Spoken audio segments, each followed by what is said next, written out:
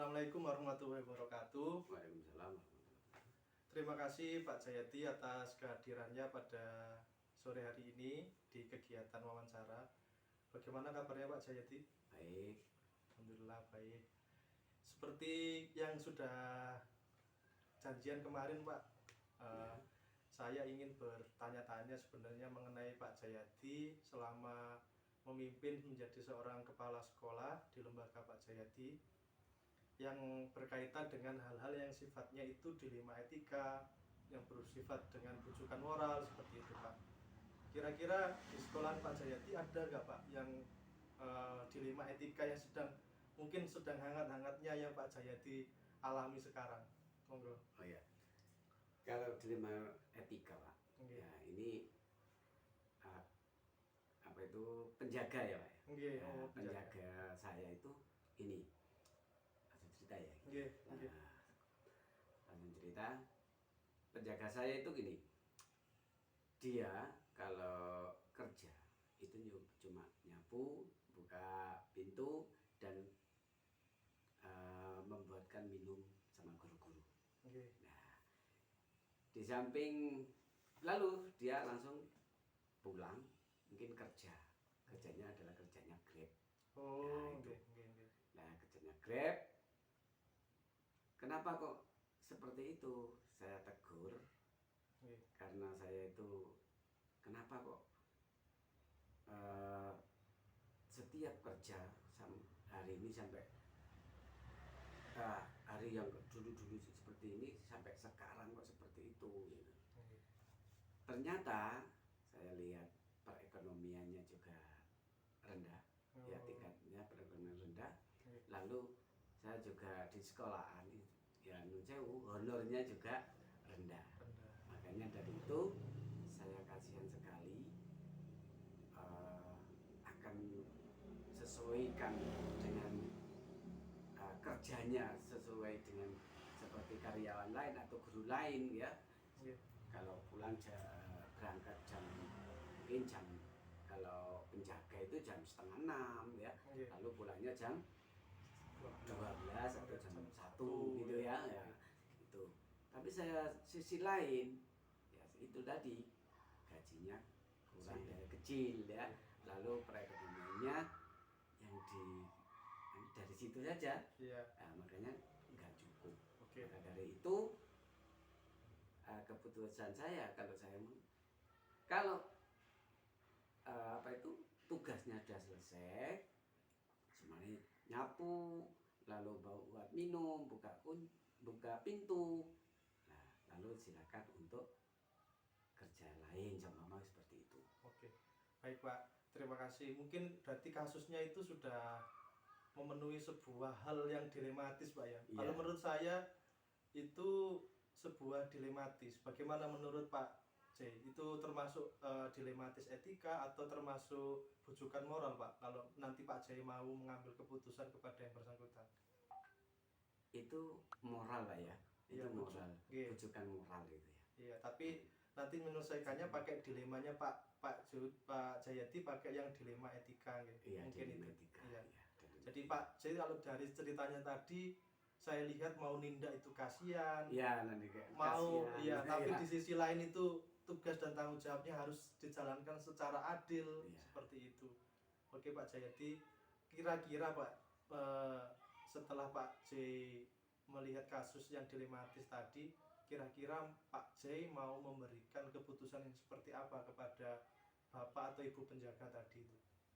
Keputusan saya gini, kalau sudah waktunya selesai, sama gini, kalau pagi sudah siap ya, sudah nyapu, sudah buat minum, lalu mencuci ya, lalu saya suruh untuk kerja Grab ya. Nah, nanti jam 11 atau setengah 12 tak suruh kembali untuk menutup pintu-pintu di sekolahan. Dan mungkin kalau sore insya Allah dia juga membersihkan lain itu, dibersihkan sore hari kayaknya gitu. Keputusan saya seperti itu.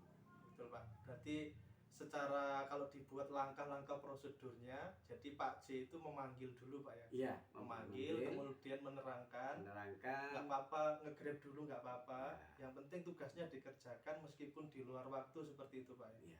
Oke, berarti kalau dilihat dari situ Pak, paradigma yang Pak Jayadi gunakan adalah paradigma yang berdasarkan tadi itu adalah rasa keadilan melawan rasa kasihan, Pak. Iya. Nah, itu prinsipnya yang digunakan Pak Jayadi, yaitu karena gajinya yang sedikit di sekolahan, prinsip yang Pak Jayadi gunakan adalah yang untuk mengambil keputusan adalah prinsip berpikir berbasis rasa peduli. Oke, terima kasih Pak. Itu saya kira sebuah keputusan atau pengambilan keputusan yang baik sekali dari kasus dilematis di sekolahnya Pak Jayadi terhadap yang bersangkutan. Oke, terus kemudian Pak, tantangan Pak Jayadi ketika mengambil keputusan dan memberikan itu kan biasanya ada tantangan Pak ya. Ada tantangan, ada sebuah kasakusuk mungkin temannya di sana kok enak, misalkan jam kerjanya dipermudah atau apalah Pak yang membuat Pak Jayadi itu tertantang atau merasa harus membuat lingkungan sekitar sekolahan itu atau warga sekolah menjadi enak, itu bagaimana? Tantangannya apa Pak? Tantangannya, tapi kita musyawarahkan dulu Pak. Oh, ya, kita musyawarahkan dulu ke guru-guru bagaimana kalau seperti ini ya. Okay. Guru-guru lalu bisa diajak kerjasama. Mungkin kita istilahnya nutup-nutupi lah. Kalau nanti ada pengawas, ya orangnya dikasih ke sana gitu, atau ke sini atau ke sana gitu. Itu aja. Berarti secara tidak langsung sudah melakukan sebuah penjadwalan musyawarah bersama guru supaya intinya si pegawai ini tidak terjadi masalah ketika ada unsur pimpinan yang lebih tinggi mensurvei Pak ya kepada itu. Kalau boleh tahu di pendataan kemarin sudah masuk Pak ya? Masuk. Itu memang harus lebih ditekankan Pak memang ya. Karena tapi ya itu umurnya. Umurnya sudah banyak. Iya. Oke. Ini ada banyak. Kemudian Pak, tadi kan sudah dijelaskan bahwasanya untuk mengatasi masalah dilematis ini Pak Jayadi selaku KS sudah berembuk atau berdiskusi dengan rekan-rekan guru. Selain Bapak dan Ibu guru tadi, kira-kira ada orang lain apa tidak Pak yang membantu? Komite. Mungkin perannya Pak bagaimana komite? Kalau komite itu perannya ke Pak tadi ya, karena di sana tetangganya mungkin ya kasihan Pak gitu. Ya tetap aja seperti itu. Contohnya yang tadi ya, kalau pulang setelah habis uji dan sebagainya paginya sudah selesai, lalu jam 11:30 atau jam itu kembali lagi, itu aja. Sarannya seperti itu. Oke, berarti ada dukungan juga Pak dari masyarakat ya, dalam hal ini komite. Karena komite di situ dekat gitu loh. Ya, dekat dari sekolahan. Makanya tahu Pak Dul kemana gitu. Biasanya gitu. Oke Pak. Ini yang terakhir Pak Jayadi dari kasus dilematis tadi yang Pak Jayadi dalam hal ini paradigmanya adalah rasa keadilan melawan rasa kasihan. Kemudian sudah diambil sebuah keputusan dengan prinsipnya adalah rasa peduli ya Pak. Seperti itu. Kalau menurut saya itu sudah memenuhi langkah-langkah Pak dalam mengambil sebuah keputusan dalam kasus yang dilematis, bukan kasus yang tujukan moral. Kira-kira yang terakhir Pak, statement dari Pak Jayadi, kira-kira dari pelajaran apa Pak, atau refleksi apa yang Pak Jayadi peroleh dari pengambilan keputusan ini dari lembaga Bapak sendiri, kira-kira membawa dampak apa bagi kepemimpinan Pak Jayadi atau refleksi pribadi sebagai pimpinan di sana? Alhamdulillah, saya sebelumnya itu ada yang kurang kompak ya dalam artian kepegawaiannya. Sekarang ini kompak, lalu bisa kerjasama gitu.